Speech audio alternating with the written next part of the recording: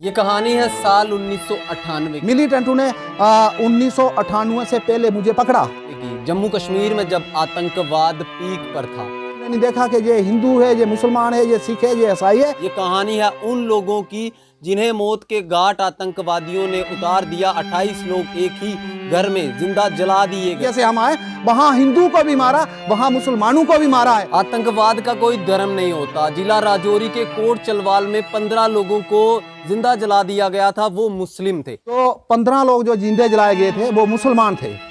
जो कोट चलवाल के अंदर वो 15 ही मुसलमान लोग थे जिनको मिलिटेंटों ने जिंदा जला दिया था। बोले मम्मी साड़ी भी मार उड़ी थे, पूरा परिवार उन्हें हमारे लेता। 15 बंदे जलाया गए मुसलमान बलादरी। उसके बाद भी वो वहाँ से आतंकवादियों ने, यहाँ के लोग बताते हैं कि आतंकवादी उन्हें ये कहते थे, या तो हमारे साथ आ जाओ या यहाँ से भाग जाओ। बोलते थे अब आप ऐसा करो, आप हमारे साथ चलो और ये जो है हम गन देंगे, आपको साथ ले जाएंगे। हम अपना धर्म लेके वहाँ से भाग के आए हैं। आज के समय में ये सब लोग जो है वो तलवाड़ा में रहते हैं और इन्हें माइग्रेंट कहा जाता है। ये लोग आतंकवाद से पीड़ित लोग हैं और इनकी कहानी किसी ने नहीं बताई। मिलिटेंट जो है, मिलिटेंट है वो उसने ये नहीं देखा, जहाँ ये उसने नहीं बोला कि ये आदमी हिंदू है, जहाँ ये मुसलमान है, वैसा उन्होंने किसी के ऊपर भी रहम नहीं किया। आज हर कोई कश्मीर फाइल्स की बात कर रहा है। आज हर कोई कश्मीरी पंडितों का दुख दर्द समझने की कोशिश कर रहा है, लेकिन क्या कोई इन 1000 लोगों का दुख दर्द समझ सकता है? जो जख्म हमारे ऊपर लगे हैं वो जख्म मूवियों से नहीं भर सकते हैं। आर्मी की मदद से उस फार फ्लांग इलाके में जहां 30-40 किलोमीटर पैदल चलकर ये हम 30-40, 45 किलो एरिया जो है पैदल तय करके आए हैं और छुपते छुपाते हैं अपने बच्चों को लेके। वहाँ एक दुकान थी, दुकान के अंदर एक भेड़ू में एक लड़की छुपी हुई थी, जिसके ऊपर उन्होंने केरोसिन ऑयल डाल के उसको आग लगाई और उस आग से मकान को आग लग गई थी। और उस रात का पस मंजर ये था। और सरकारें आज तक आती गई जाती गई, इन लोगों से भी वादे किए गए। और अगर इन सरकारों के ऊपर रहते हम लोग, हम सब सरकारों के साथ चले हैं, कांग्रेस के साथ चले, एनसी के साथ चले, बीजेपी के साथ चले, और किसी ने हमारी बात जो है नहीं सुनी। उस समय जम्मू कश्मीर के पूर्व मुख्यमंत्री डॉक्टर फारूक अब्दुल्ला थे और उन्होंने सिर्फ 3 लाइनें ही इस पूरे नरसिंगार के बारे में लिखी थी कि जो पलायन है, ऐसी ट्रेजेडीज हैं, ये तो उन्होंने काफ़ी बार देखी हैं, लेकिन ये जो हुआ पठानकोट में, टकी कोट में, ये वाकई दर्दनाक था। कश्मीर की जो है मूवी बन चुकी है, लेकिन हमें इस चीज़ का बहुत अफसोस है कि क्या जम्मू के जो माइग्रेंट हैं, विस्थापित हैं, उनके क्या परिवार जो हैं, उन परिवारों ने कुर्बानियां नहीं दी हैं। जहां हमारा कोई ऐसा खून है जो प्रामस जम्मू के माइग्रेंट हैं कि जिसकी कोई बात सुनने वाला नहीं है। ये जहां पर आज रह रहे हैं, ये कॉलोनीज भी NHPC की हैं। कि तलवाड़ा में ये सलार प्रोजेक्ट की कॉलोनी ना होती तो ये बेचारे जो ये सड़े गले क्वार्टर हैं, ये कोई बड़ा हस्ता किसी वक्त भी हो सकता है। लेकिन सरकार का काम होता है, यहाँ जो भी सरकारें रही हूँ, चाहे एनसी हो चाहे गवर्नमेंट, हमें उस वक्त जब हम पठानकोट से भागे थे तब बीजेपी की गवर्नमेंट थी, अटल बिहारी वाजपेयी प्रधानमंत्री थे, लाल कृष्ण आडवाणी जी अगर पठानकोट के अंदर गए हुए थे, उन्होंने बोला था कि ये पठानकोट नहीं रहेगा, ये पठानकोट बना के देंगे। आज तक उस एरिया में किसी भी किस्म की कोई भी सुविधा, वो एरिया जो खंडर पड़ा हुआ है, जहाँ इतनी 27 लोगों का जो वहाँ नरसंहार हुआ था, इस चीज़ का अफसोस है। उम्मीदें और तवक्का ये है कि इन लोगों को भी कश्मीरी पंडितों की तरह या फिर अन्य माइग्रेंट्स की तरह जो है वो जो चीज़ें, जो मांगे इनकी हैं, वो मांगे इनकी इन लोगों की पूरी की जाएं। और आज जो ये कहा जाता है कि आतंकवाद के कारण सिर्फ कश्मीर से ही लोगों का पलायन हुआ था, तो ऐसा नहीं है। सारे खतरा क्या या फिर सारे में से ही आई ऐसे। जैसे हम आए, वहाँ हिंदू को भी मारा, वहाँ मुसलमानों को भी मारा है। हमारे साथ कुछ मुसलमान परिवार भी आए हैं और 2 लड़के थे, जुम्मा और शफी, दोनों भाई सके थे, वो SPO में नौकरी करते थे। उन लड़कों ने कम से कम 30 से 40 मिलिटेंट मरवाए हुए थे और उन लड़कों को जो है उन मिलिटेंटों ने सिलेंडर करके उनको भी बेचारों को मार दिया। उनका क्या कसूर था? उन्होंने हिंदुस्तान की गन उठाई हुई थी। इस चीज़ का हमें अफसोस है कि हमारे साथ प्रामस जम्मू के साथ नाइंसाफी क्यों है। हम बार बार सड़कों पे आते हैं, हम बार बार सड़कों पे आके अपनी तकलीफें बताते हैं, और अफसोस की बात है कि हमारी सुनवाई जो है वो सुनने वाला कोई नहीं है। 2221 परिवार का जो है कोर्ट ने डिसीजन दिया हुआ है कि इन लोगों को राशन और रिलीफ कश्मीर 8 पार कश्मीरी माइग्रेंट के बराबर दी जाए, लेकिन वैसा हमारे जम्मू प्रांत के जो माइग्रेंट हैं उनके साथ ऐसा कुछ नहीं हो रहा है कि हम 1947 में भी गए, 1965 में भी गए, 1971 में भी गए और 1998 में भी फिर वहाँ से हम अपने एरिए से दुश्मनी नहीं है। श्रीनगर के हालात साजगार हों तो तब जाने के लिए तैयार हैं, जब श्रीनगर के माइग्रेंट ये अपनी आप समझ के जाएंगे कि आज कश्मीर में जो अमन है, हम जाने के लिए तैयार हैं। हमारे वो गांव हैं, हमारी वो वहाँ की पैदाशें हैं, हमें वहाँ की यादें हैं कि किस दरख्त के नीचे कहाँ बैठते थे, किस चश्मे का पानी कहाँ पीते थे। हम कोई खुशी से आए, हम अपने बच्चे, माँ बाप, बुजुर्ग वहाँ से मरवा के यहाँ बैठे हैं, हम खुशी से नहीं बैठे हैं। जब कश्मीर के हालात साजगार होंगे हम जाने के लिए, वतन जाने के लिए तैयार हैं। लेकिन कश्मीर में मिलिटेंसी चलती थी, हम सुनते थे और वो सुनते सुनते हमारे ऊपर भी गुजर के चले गई। वाकया यह है कि पठानकोट में एक बहुत बड़ा हादसा हुआ था जिसमें 27 लोगों को मिलिटेंट उन्हें मार दिया था।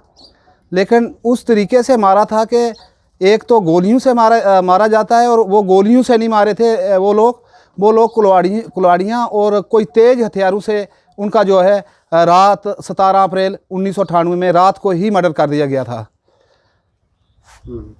तो उस रात का रात जब उन लोगों को मार दिया गया और जो लोग बेचारे वहाँ के रहने वाले थे उस मिलिटेंसी के डर के मारे वहाँ से भाग गए।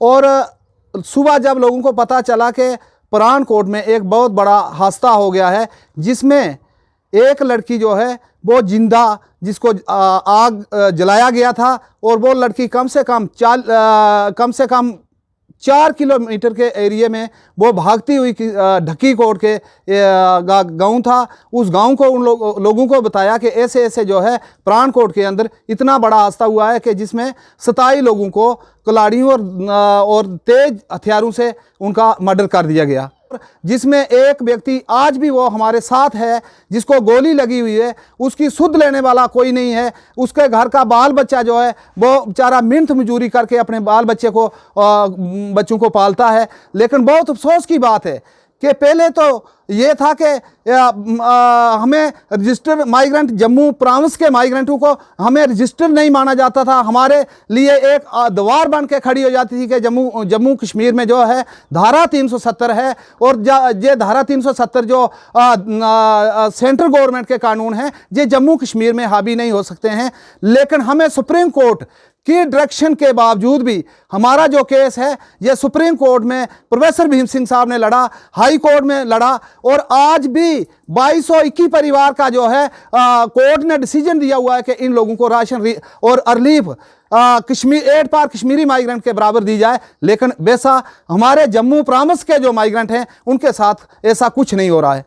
तो अगर कश्मीर की जो है मूवी बन चुकी है, लेकिन हमें इस चीज़ का बहुत अफसोस है कि क्या जम्मू के जो माइग्रेंट हैं, विस्थापित हैं, उनके क्या परिवार जो हैं उन परिवारों ने कुर्बानियाँ नहीं दी हैं, जहाँ हमारा कोई ऐसा खून है जो प्रांत जम्मू के माइग्रेंट हैं कि जिसकी कोई बात सुनने वाला नहीं है। हमें तो इस बात का बहुत अफसोस है, और अफसोस से कहना पड़ता है। हमारा एक गाँव है और डिस्ट्रिक्ट रजौरी के अंदर कोट चलवाल में, जहाँ 15 लोगों को जिंदा जलाया गया था। 1999 में एक इतना बड़ा हादसा हुआ, नारला बंबल में हुआ, वहां 14 लोगों को जो है गोलियों से भून डाला मिलिटेंटों ने।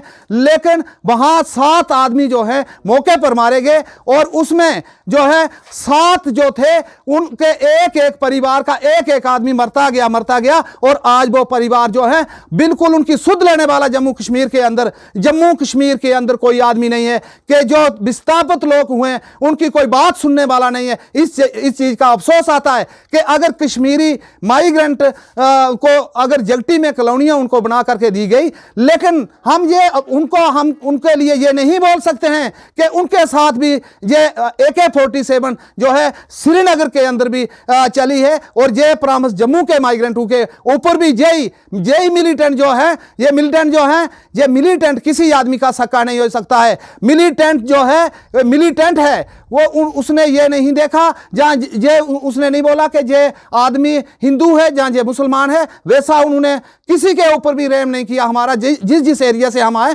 वहाँ हिंदू को भी मारा, वहाँ मुसलमानों को भी मारा है। हमारे साथ कुछ मुसलमान परिवार भी आए हैं और 2 लड़के थे, जुम्मा और शफी, दोनों भाई सके थे, वो एसपीओ में नौकरी करते थे।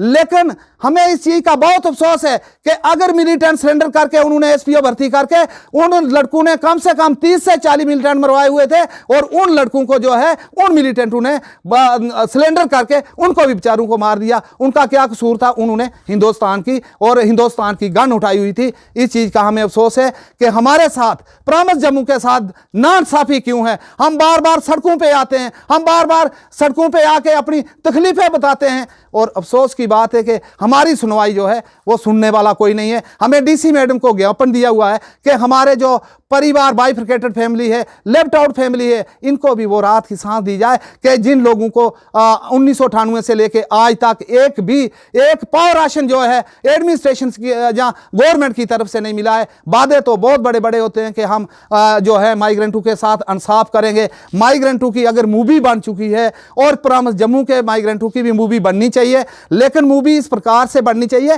कि जिसमें जिस आदमी और जिस परिवार के साथ नरसंहार हुआ है उस आदमी का बाकायदा नाम बताया जाए, उस आदमी को राहत दी जाए। जो जख्म हमारे ऊपर लगे हैं वो जख्म मूवियों से नहीं भर सकते हैं, वो जख्म जो हैं उन लोगों को उनकी वेरिफिकेशन करके उनका जो नुकसान हुआ है। हमारे साथ तो जो 1947 में हमारे बुजुर्ग वहां से भागे थे, 1965 में भागे और 1971 में जंग हुआ तब भी वहां से हम पलायन करके आए हैं और 1998 में हम खुद वापस जाते थे। हमारा एरिया जो है इस एरिया से वो हमारा एरिया जो है अलग एरिया है, जहाँ जो पानी यहाँ फ्रिज का जो हमारे लोगों को मिलता है फ्रिज से ठंडा पीने का, वो हमारे भाड़ी चश्मे जो है उन चश्मों से मिलता था। लेकिन हम यहाँ खुशी से नहीं आए हैं, हम दुखी होकर मिलिटेंटों ने हमारे बच्चों पर, हमारी लेडीज पर जो है बुरा अत्याचार किया हुआ है कि वो बोलते थे, हम तब जवान थे, वो बोलते थे अब आप ऐसा करो, आप हमारे साथ चलो और ये जो है हम गन देंगे, आपको साथ ले जाएंगे। हम अपना धर्म लेके वहां से भाग के आए हैं, लेकिन दूसरे धर्म के लोग भी यहाँ माइग्रेंट कैंप तलवाड़ा में रह रहे हैं। इस चीज का अफसोस है कि तलवाड़ा में ये सलार प्रोजेक्ट की कॉलोनी ना होती तो ये बेचारे जो ये सड़े गले क्वार्टर हैं ये कोई बड़ा हस्ता किसी वक्त भी हो सकता है। लेकिन सरकार का काम होता है, यहाँ जो भी सरकारें रही हूँ, चाहे एनसी हो चाहे गवर्नमेंट, हमें उस वक्त जब हम पठानकोट से भागे थे तब बीजेपी की गवर्नमेंट थी, अटल बिहारी वाजपेयी प्रधानमंत्री थे, लाल कृष्ण आडवाणी जी अगर पठानकोट के अंदर गए हुए थे, उन्होंने बोला था कि ये पठानकोट नहीं रहेगा, ये पठानकोट बना के देंगे। आज तक उस एरिया में किसी भी किस्म की कोई भी सुविधा, वो एरिया जो खंडर पड़ा हुआ है जहां इतनी 27 लोगों का जो वहां नरसंहार हुआ था, इस चीज का अफसोस है कि गवर्नमेंटें आती हैं और कुर्सियों के दावे करती हैं बड़े बड़े, लेकिन माइग्रेंट जो हैं वो दर बदर सड़कों पर हैं, मुसीबतों में हैं, उनकी कोई देख रेख नहीं हो रही है। इस चीज का हमें बहुत अफसोस है कि सरकार से हम ये गुहार लगाना चाहते हैं कि ये जो विस्थापित जो तलवाड़ा में है, हमारे पौनी में रह रहे हैं लोग, रनसू में हैं, सलाल में, भागा, दरमाड़ी तक जो लोग हैं ये रह रहे हैं, संग्रामपुर जम्मू में 120 परिवार जो है जिनको 1996 से लेके आज तक एक पाव राशन नहीं मिला है, वो लोगों के बर्तन साफ कर रहे हैं। हम बर्तन साफ करने वाले नहीं थे, हम अपने एरिया में राजा लोग थे, लेकिन आज भिखारी बन के हम सड़कों में बैठे हैं। हमारे बच्चों को, अगर कश्मीरी माइग्रेंट के बच्चों को नौकरियां दी जाती है और प्रॉमिस जम्मू के जो माइग्रेंट हैं उनके बच्चों को नौकरियां क्यों नहीं दी जाती है? आज धारा 370 तो 7 में समुंदर पार हो गया है, लेकिन आज यूनी टेरिटरी है तो हमें क्यों नहीं मिलता है इंसाफ? हम इंसाफ हमेशा के लिए हम सड़कों पर रहे हैं और आगे के लिए भी जाने के लिए बिल्कुल तैयार हैं। हमें भी वही इंसाफ मिलना चाहिए जो एयर पार कश्मीरी माइग्रेंट को दिया गया। 1998 में 17 अप्रैल को बंदे साढ़े मारे गए, रिश्तेदार से, पड़ोसी से, और तहसील रियासी के रहने वाले से, रजौरी के रहने वाले से। कैसे मारे गए वो मिली नटे नहीं, राती लाल करी ले, बड़ी टुकी ले, कोई जलाई नहीं देते, बंदूक नहीं चलाई, बंदूक करनी भी मारे, उन्हें हर हथियार करनी वो लोगों जेड़े ਮਾਰੀਆ ਖਤਮ ਕਰ ਹੀ ਲਿੱਤੀ। ਅਸੀਂ ਜਿਸ ਮੌਕੇ ਉਹਨੂੰ ਜਲਾਉਣ ਵਾਸਤੇ ਉੱਥੇ ਚਲੀਏ, ਅਸ ਖੌਫ ਹੋ ਗਿਆ, ਅਸ ਖੌਫ ਕਣੀ ਆਪਣੇ ਪਰਿਵਾਰ ਬਾਲ ਬੱਚਾ ਲਈ ਜਾਣਾ ਸੀ। ਅਸ ਆਈਏ ਇਸ ਰਿਆਸਤ ਦੇ ਅੰਦਰ, ਤਲਵਾੜਾ ਦੇ ਅੰਦਰ, ਅੱਜ ਤੱਕ ਕੋਈ ਅਸੀਂ ਹਰ ਪਾਰਟੀ ਕਣੀ हर बंदे कनी आ चले और साड़ा कोई सुनाई नहीं हुई। अज तक भी अस लोग बच्चे और बुजुर्ग माता भैन सारे लोग मजबूर हाँ। और पानी साढ़े क्वार्टरें के अंदर आउंदा, जल आउंदा, ये उपरों पहाड़ी का पानी जिन्ना भी आउंदा साढ़े अंदर आई जांदा। असी परेशानी बनी और साढ़े वास्ते कोई सहूलत ही नहीं, कोई क्वार्टर नहीं, कोई बच्चे की पढ़ाई नौकरी नहीं। बच्चे साढ़े ਜਿਹੜੇ पढ़े लिखे ने उपरले इलाके जाते वो सरपंच पैंच आखते बई तुस माइग्रेट हो, साढ़े बच्चे का कोई उत्थे हल नहीं हो सकता।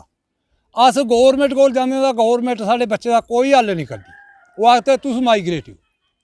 असी वो कोई रजिस्टर नहीं किया गया, साड़ी कोई बाल बच्चे की सुनाई नहीं, साड़ी बजुर्ग हो गई साड़ी कोई सुनाई नहीं। आज जब कश्मीर फाइल्स रिलीज़ होने के बाद पूरे भारत में उसकी बात की जा रही है और सब लोगों को ये बताया जा रहा है कि कश्मीरी पंडितों का कश्मीर से पलायन हुआ था आतंकवाद के कारण, वहीं हमने भी एक कोशिश की आप लोगों को एक ऐसी कहानी बताई जाए कि इन लोगों का भी, चाहे वो हिंदू हो, चाहे वो मुसलमान हो, चाहे वो कोई भी हो, उन लोगों का भी वहाँ पर कत्लेआम हुआ था, नरसंहार हुआ था और उस समय भी सरकारें जो है वो हाथ पे हाथ धरे बैठी रही थी। आप लोग देखते रहे न्यूज़ पोस्ट। यासी राहुल कपूर, कैमरामैन अमन शर्मा के साथ। जय हिंद, धन्यवाद।